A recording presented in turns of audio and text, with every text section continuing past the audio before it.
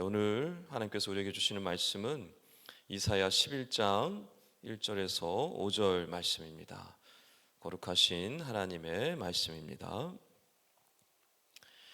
이새의 줄기에서 한 싹이 나며 그 뿌리에서 한 가지가 나서 결실할 것이요 그의 위에 여호와의 영 곧 지혜와 총명의 영이요 모략과 재능의 영이요 지식과 여호와를 경외하는 영이 강림하시리니 그가 여호와를 경외함으로 즐거움을 삼을 것이며 그의 눈에 보이는 대로 심판하지 아니하며 그의 귀에 들리는 대로 판단하지 아니하며 공의로 가난한 자를 심판하며 정직으로 세상의 겸손한 자를 판단할 것이며 그의 입에 막대기로 세상을 치며 그의 입술의 기운으로 악인을 죽일 것이며 공의로 그의 허리띠를 삼으며 성실로 그의 몸에 띠를 삼으리라. 아멘.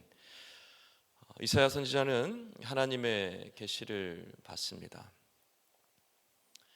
이새의 줄기에서 싹이 나는 장면을 계시를 통해 보게 됩니다. 이새는 다윗의 아버지의 이름입니다. 하지만 이 이새의 가지라고 하는 표현은 이 다윗의 왕조를 뜻하는 것입니다. 그런데 여기서 가지라는 단어는 우리가 생각하는 일반적인 가지가 아니라 나무를 베었을 때 남아있는 그 상태, 즉 구루터기 밑둥이라는 히브리어입니다. 자, 그렇다면 이새의 가지라는 뜻은 무슨 뜻이냐면 다윗의 왕조는 밑둥이 잘려나간 이 밑둥만 구루터기만 남은 처참한 상황이다라는 것을 말씀하고 있는 것입니다. 그러나 하나님께서 오늘 계시를 통해서 이사야에게 무슨 말씀을 하시냐면 그와 같을지라도 그곳에서 싹이 난다라고 말씀해 주고 있는 것입니다. 그래서 이스라엘의 회복을 말씀하시고 그들을 다시 구원하시겠다라고 말씀하시는 것입니다. 자, 그렇다면 이새의 줄기에서 나는 싹은 누구를 가리키는 것일까요? 그것은 바로 예수 그리스도를 의미합니다. 그 예수 그리스도가 하나님께서 보내주심을 통해서 그를 통하여 다시 회복시키시고 구원시켜 주시겠다라는 말씀을 해주고 있는 것입니다. 그래서 오늘 우리가 읽은 이 말씀은 이 구원의 시작이 바로 예수 그리스도를 통해 시작되어지고 회복되어지는데 그분이 과연 어떤 분이냐, 그는 누구이냐, 무엇을 하는 존재이냐라는 것을 말씀을 통해서 이야기해 주고 있는 것입니다. 2절에서 3절 말씀은 그가 어떠한 존재인지를 설명해 주고 있습니다. 여호와의 영으로 충만하다라고 말씀합니다. 즉 성령으로 충만한 존재라는 뜻입니다. 지혜와 지식과 여호와를 경외하는 영이 충만하고 총명하다, 모략에 가득하다라고 말씀하고 있는 것입니다. 그래서 세상을 어떻게 통치하고 다스리느냐? 사람의 눈을 보는 것처럼 귀에 들린 대로 그렇게 일하지 않으시고 오직 성령의 인도를 따라 일하신다라는 것입니다. 여러분, 세상의 통치자들은 눈에 보이는 대로 자기의 생각대로 귀에 들리는 대로 판단하고 심판합니다. 그러나 그분은 성령으로 충만하여서 지혜와 지식으로 충만하여서 여호와의 영으로 충만하여서 다스리고 통치한다, 그런 분이다라는 것을 말씀해 주고 있는 겁니다. 4절 말씀해 보면 그가 무엇으로 세상을 다스리고 통치하는지 좀 더 구체적으로 말씀해 주고 있습니다. 먼저 공의로 가난한 자를 심판한다라고 말씀합니다. 히브리어의 공의는 ጼ데크인데 이것은 올바름 또는 기준이라는 단어 의미를 갖고 있습니다. 즉 올바르게 공평하게 하나님의 기준으로 심판하신다라는 뜻입니다. 그런데 가난한 자라고 말씀합니다. 그래서 이 말씀만 보면 논리적으로 이해가 되지 않습니다. 어떻게 공의로우신 분이 가난한 자를 심판하실까 이렇게 생각이 됩니다. 그런데 히브리어의 가난은 우리가 생각하는 물질적 가난을 뜻하지 않습니다. 결핍, 부족, 불완전함이라는 뜻을 가지고 있습니다. 즉 결핍되고 불안하고 부족한 상태에 있는 사람들을 심판한다라는 겁니다. 심판한다는 말은 원어를 보면 판단한다, 즉 재판한다라는 뜻입니다. 자, 그렇다면 공의로 이렇게 억울하고 결핍되어 있고 부족하고 불완전한 사람들을 어떻게 한다는 것입니까?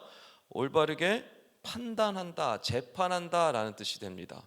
즉 그 부족한 상태에 있는 사람들을 그들의 필요를 채워주고 공급해 준다라는 의미가 됩니다. 자, 그 다음에 정직으로 겸손한 자들을 판단한다라고 말씀합니다. 정직, 고듬이라는 뜻입니다. 좌우로 치우치지 않음이라는 뜻을 가지고 있습니다.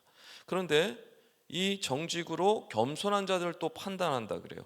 논리적으로 잘 이해가 되지 않습니다. 그래서 겸손한 자는 성품이 겸손한 자를 뜻하지 않습니다. 히브리 언어를 보면 신분이 낮은 자, 천한 자, 가난한 자를 뜻합니다. 즉 자신의 가난과 신분, 낮은 신분 때문에 억울하고 원통한 사람들을 겸손한 자라고 표현을 합니다. 즉 정직, 올바름, 올곧음, 좌우로 치우치지 않는 그분이 억울한 사람들, 가난하고 신분이 낮은 사람들을 어떻게 한다는 것입니까? 그들의 원통함, 그들의 억울함을 풀어주신다라는 뜻입니다. 자, 그리고 마지막에 이렇게 말씀합니다. 입술에 막대기로 세상을 친대요. 입술의 기운으로 악인들을 죽인대요. 무슨 말씀일까요? 입술이라는 표현은 곧 말씀이라는 뜻입니다. 그는 말씀으로 세상을 치신답니다. 말씀으로 악인들을 다 죽인다고 말씀하십니다. 말씀의 권능, 말씀의 능력을 말씀해 주고 있는 것이죠. 그리고 맨 마지막 절 5절에는 그분이 어떠한 형상, 어떠한 모습인지, 우리 앞에 어떻게 어떠한 모습으로 존재하시는지를 말씀해 주고 있습니다. 공의로 허리띠를 삼고 성실로 띠를 삼는다라고 말씀합니다. 이것은 어떤 일을 하기 전에, 전쟁에 나가기 전에 갖추는 그 모습 자세를 뜻합니다. 그런데 무엇으로 띠를 삼느냐? 공의와 성실로. 공의는 앞에 말씀드렸던 그 공의입니다. 제데크. 성실은 에무나라는 단어입니다. 이것은 신실함, 변함없음이라는 뜻을 가지고 있습니다. 즉 올바른 기준을 가지고 있는 그 분이 성실하게 변함없이 늘 준비되어 있다, 스탠바이 되어 있다, 어떤 일을 하기 전에 완벽하게 수행할 준비가 되어 있다라는 것을 말씀해 주고 있는 겁니다. 자, 여러분, 이런 지금 우리가 말씀 몇 가지만 살펴보더라도 그분이 어떤 분인지, 무엇을 하는 분인지를 우리는 분명히 알 수 있습니다. 여러분, 예수 그리스도는 이와 같은 분이라는 말씀을 지금 하고 있는 겁니다. 예수를 잘 믿는다는 거 무엇일까요? 예수가 어떠한 분인지, 예수가 무엇을 하는 분인지 알 뿐만 아니라 그를 의지함으로 신뢰함으로 살아가는 것, 그것이 예수를 잘 믿는 것입니다. 그런데 많은 성도들이요, 예수가 누구인지를 잘 모릅니다. 예수님이 어떠한 분인지, 예수님이 무엇을 하는 분인지를 잘 모릅니다. 그저 문제 해결해 주는 정도의 이해로 예수님을 알고 있습니다. 그러다 보니 오늘 말씀과 같은 이 엄청난 일들을 하시는 그 예수님의 그 은혜를, 그 능력을 경험하고 살아가지 못합니다. 자, 여러분, 우리는요, 왕이신 예수 그리스도를 믿고 따르는 그분의 백성인 줄 여러분 믿으시기 바랍니다. 우리는 그 예수 그리스도의 백성입니다. 자, 그럼 우리는 어떻게 살아야 할까요? 예수 그리스도의 백성답게 살아야 합니다. 그 예수 그리스도의 백성이라는 것은 어떤 사람들일까요? 오늘 말씀하고 있는 그 예수 그리스도의 모습을 닮은 사람들을 뜻합니다. 예수님께서 어떠한 분이시라고 말씀하고 있습니까? 성령으로 충만한 분이십니다.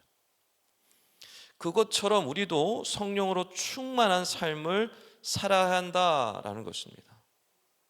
내 귀에 들린 대로, 내 눈에 보이는 대로 살아가서는 안 되는 것입니다.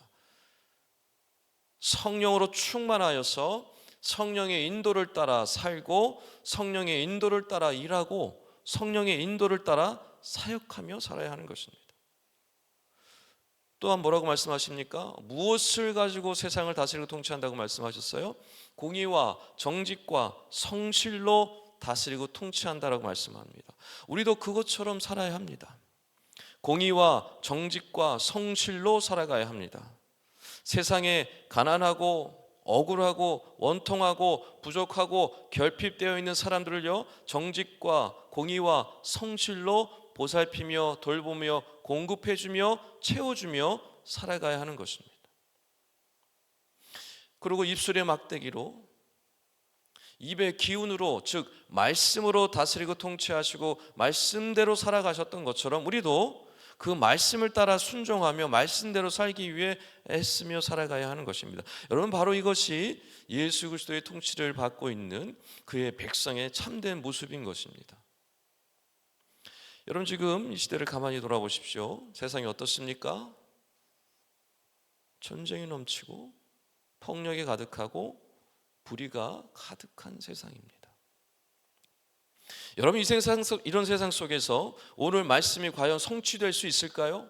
공의와 정직과 성실과, 여러분, 이런 가난하고 결핍되고 억울하고 원통한 것들이 과연 해결되어질 수 있을까요? 만약에 이런 일들이 해결되어진다면 어떻게, 누구를 통해서 이루어지게 될까요? 어떤 지도자들을 통해서, 어떤 정치가들을 통해서, 어떤 권력가들을 통해서 이루어질 수 있을까요? 그렇지 않습니다. 오직 예수 그리스도를 통해서만 이 일이 가능하다라고 오늘 말씀해주고 있는 것입니다. 그 예수 그리스도를 통해서 이 말씀이 성취될 것이고, 그리고 그 예수를 왕으로 믿고 따르는 사람들, 그 왕을 신뢰하고 살아가는 사람들을 통해서 이 말씀이 성취되어져 갈 것입니다. 오늘 이 아침에 나와 있는 여러분, 저와 여러분이 바로 그들입니다. 하나님의 백성, 그리스도의 다스림과 통치를 받는 백성답게 살아갈 때 이 하나님의 말씀이 놀라운 역사로 이루어지게 될 것입니다.